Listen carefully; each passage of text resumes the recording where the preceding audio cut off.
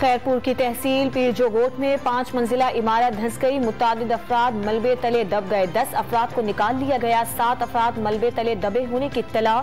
इमदादी कार्रवाइयां जारी। शहर में बड़े पैमाने पर बारिश का पानी अब तक मौजूद। मजीद कई इमारतों को खतरा लाहक।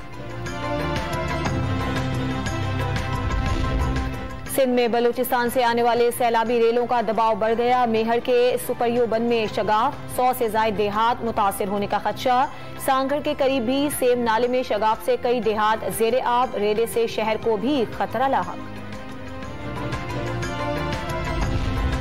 बलूचिस्तान में सैलाब की तबाहकारियां जारी। दरियाए नाड़ी का सैलाबी रेला नसीराबाद के इलाके मंझोशूरी में दाखिल। 300 से ज्यादा देहात डूब गए। डेरा मुराद जमाली शहर में भी सैलाबी पानी भर गया। मुख्तलिफ नहरों में शगाफ के बायस जाफराबाद का हेडक्वार्टर डेरा अलयार भी 90% से ज्यादा जेरे आब। बलूचिस्तान में जान बहक होने वालों की तादाद 244 हो गई।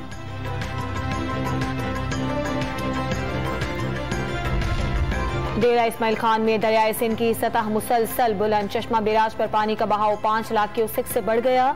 करीबी इलाके पहले ही खाली करा लिए गए। 4 सद्दा और नौशहरा में सैलाबी पानी की सतह कम होने लगी। दरियाए काबुल की सतह कम होने लगी। वजीर आजम आज नौशहरा और 4 सद्दा का दौरा करेंगे। मोहम्मद डैम भी जाएंगे।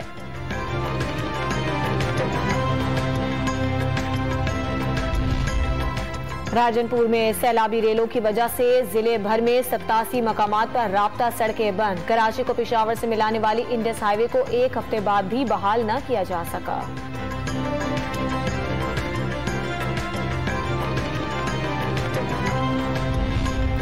तूफानी बारिशों और सैलाब से बड़े पैमाने पर तबाही। वजीर आजम शहबाज शरीफ की सरबराही में कुल जमाती कॉन्फ्रेंस आज होगी।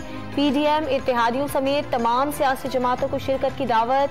पाकिस्तान तहरीक इंसाफ को मद्दू नहीं किया गया।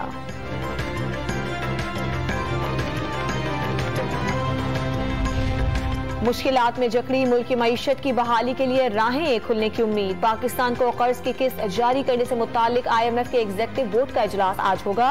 IMF बोर्ड पाकिस्तान के 7वें और 8वें मुश्तरका जायजों पर गौर करेगा। पाकिस्तान के लिए $1.2 अरब जारी करने की मंजूरी का इम्कान।